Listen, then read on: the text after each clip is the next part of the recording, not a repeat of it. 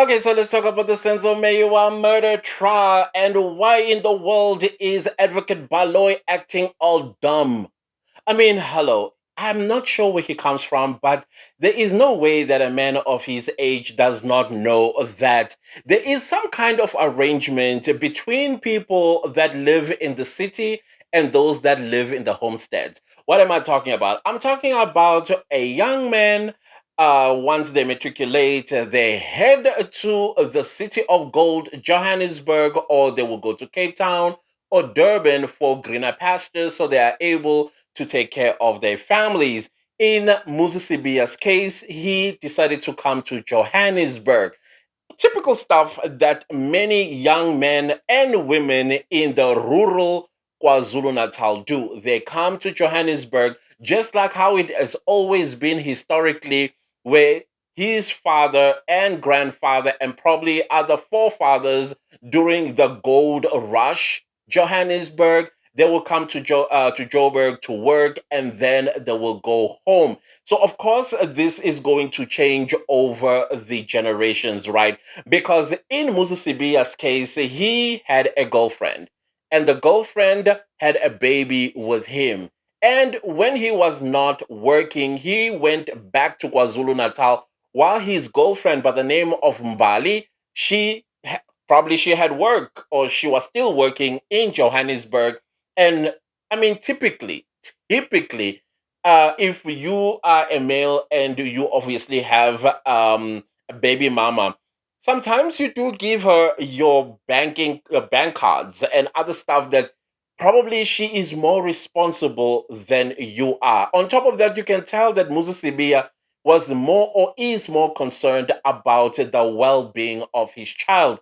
And guess who knows best for the child and the needs of the child is the mother. Hence, he gave her the bank card so that she can take care of the child. Whether she is working, and I don't think that she has any sort of formal education, like having a diploma or a degree, for her to basically stand alone type of situation. Or maybe sometimes the people that come from the rural areas, many were not born in hospitals, so they may not have a birth certificate, subsequently getting an identity document, and subsequently they are able to open bank accounts and things of that nature. There's so many things why Musisibiya and Bali were sharing the same bank card. There are a lot of varieties as to why.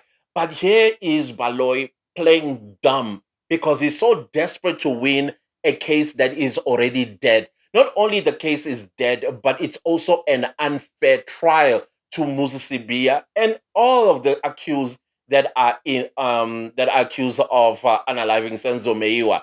So I was listening to him and I kept shaking my head and I'm thinking to myself, like, really, you don't come from a village? You don't remember a time when you used to wait for a certain transportation that was specifically coming to your village because somebody that you know in the family or a family member that works in Johannesburg will go to this particular transportation on a specific day and uba parties, meaning like I don't know what to practice on this. Yeah, not so Gisingis. But basically you said, hey, can you take this to a family member of mine? They will collect it at the I don't know, the rank or whatever the case might be. No, Baloy acts all dumb, as if he doesn't know such a thing happens. It happens everywhere. It doesn't matter where you are in South Africa, as long as you come from the homesteads, you know this. You know this. But because he is so desperate to win a case and also make an impression that Musa Sibiya is lying, because the question of the bank records is to test his, not even to test his credibility, is to discredit his credibility that he said he was at home during the time from July all the way till October when Senzo Mewa is unalived. And they're coming up with all kinds of activities that she was doing. And the part that really gets me, that makes me even want to think, is that maybe that is why they're prolonging this because they want his memory to fade as far back as it can fade so that he doesn't remember who exactly was doing the withdrawals in Katlehong. Is it Katlehong? I think so. And in Nongoma, whether it was him or it was the girlfriend and things like that. So whenever you tell her to withdraw 400 rand, what is that money for? It's none of your business. And why were you making that arrangement? It's homesteads. Have you been to the homesteads? Tell me which ATM do you find in the homesteads? Because in order for you to get money from an ATM, that means you have to take transportation. I don't know if you've been to the northern part of KwaZulu Natal. I don't think you have. Because number one, you have to wake up early in the morning for that one bus or that one taxi that is going to town at a specific time of the day. And if you missed it, then you're gonna have to come back next week, type of situation.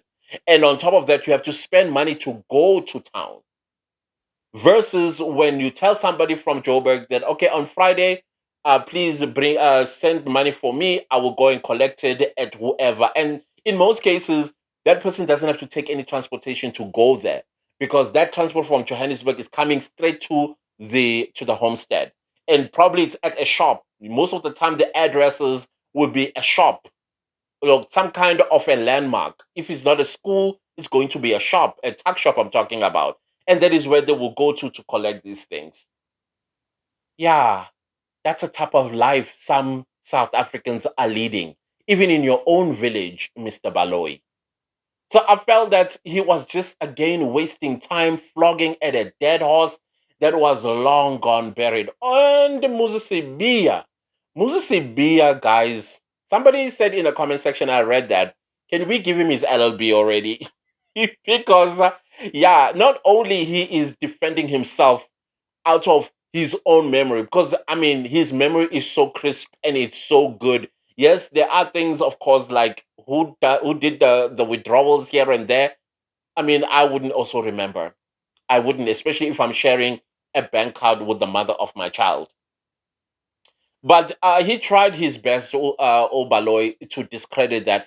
But then again, this is a trial. We believe the judgment is already written. Guilty. We see it. Guilty. But irrespective of what Muzi Sibiya says, and you can tell that Baloy is doing everything in his power to break him. But breaking Muzi Sibiya, it's proving to be very, very difficult. And I saw somebody acting all childish about how he doesn't understand English, or he says he doesn't understand English. Umzulu. English is not ours. Umzulu. So even if he says I don't understand English, ungenaphi? Ungenaphi? It goes to show ukuthi ingak. Ingak. So if he understands or he doesn't understand, I don't see the significance in that. I keep seeing those comments, especially on TikTok, and I'm like, but he's Zulu. When do you hate your own language that much that if you are in a court of law, you must just know and understand English? If I say I don't understand English, I don't understand English. That is why I keep saying as well that I know that there are some police stations where they don't allow you to write your own statement. The police officer wants to do it for you, and sometimes they even say, "Oh, it's by law that I do it," and then they mess up your what do you call it? I almost say bank statement, your affidavit or your statement, and now they are holding these words against you because it was not coming from you. Somebody interpreted what you said in the way they understand it. And as a result, now siyakubopa. It's now locking you up because sometimes they won't even read it back to you to confirm is this what exactly you said. So that is why me, I always say, ngicela uyibambela mina, I've been to school. I've been to school, and then I'm the one who's here and I know my story. Can I write my own story so that I can what do you call this, own these words that I am going to write on the statement? I understand that you can write, I understand that, good for you, but can I also do it because I know my story and I don't want this story to be misinterpreted in any way, no word. Because one thing about English, guys, the way English is so wide, words are just so wide. That is why I mean I'm like, Ankulmi Zulu Sami. Yes, I'm a coconut. I am definitely a coconut. Trust me.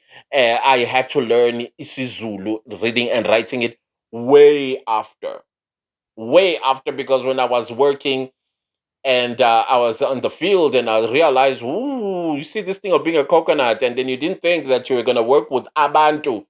It was coming back to bite. And not, it's not my fault. Trust me. I'm not the one who walked myself to a white school. It was done by my parents. If you want to blame anybody, not me, go blame them. So the point that I'm making here is if a person chooses for their process to be in the vernac, then when Ungena Butsanege, he understands English or he doesn't. I don't understand that part. I am failing to understand it. But anyways, I'll leave a clip of what transpired in court today when Baloy was just boring us, trying to flog a dead horse, guys. I don't know what your thoughts were when you saw that, but for me, it's a waste of court's time. And now with the Madlanga Commission of Inquiry and things are being unraveled, it's making sense why we are here. It's making total sense why we are here. And of course, Baloy has to play all the way to the end, whether he loses or wins, but we know what the judgment is. Okay, we don't know, but we think it's guilty because that is what they want.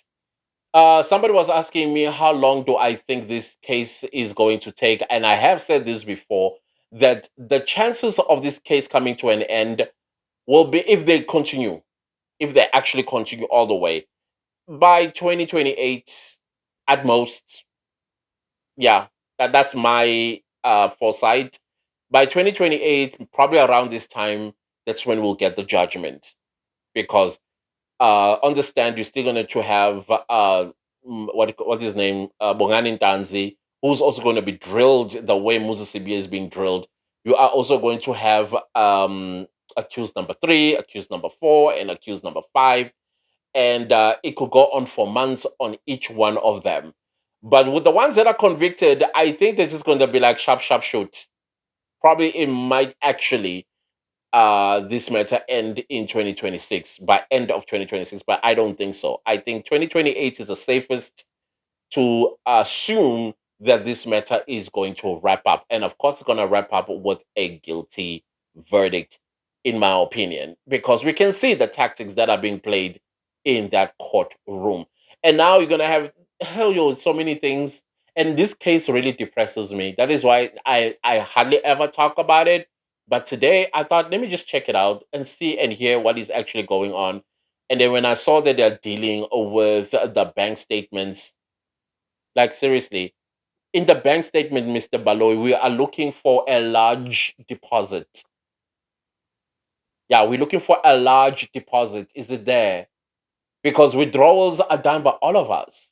I don't understand how that is something to use to discredit. You will discredit me. Okay, let me not make it about me. You would discredit Muzi Sibiya with a large sum that was deposited in his account. Please tell us that and ask him on that. Where does this money come from and where did it go to? And is all that, all the other stuff frivolous, frivolous. And he keeps telling you he shared the bank card with Umbali, the mother of his child. Very understandable. It's a typical South African story. Typical. It's not even a story, reality. Typical, especially when you come from the rural areas of any part of South Africa. That's how we do things. That's how we always do things. Anyways, yeah, let me know what your thoughts were when you were watching Baloy. He is flogging a dead horse, right? Anyways, here are some clips, and I will see you later. Please don't leave the video without liking. Ciao.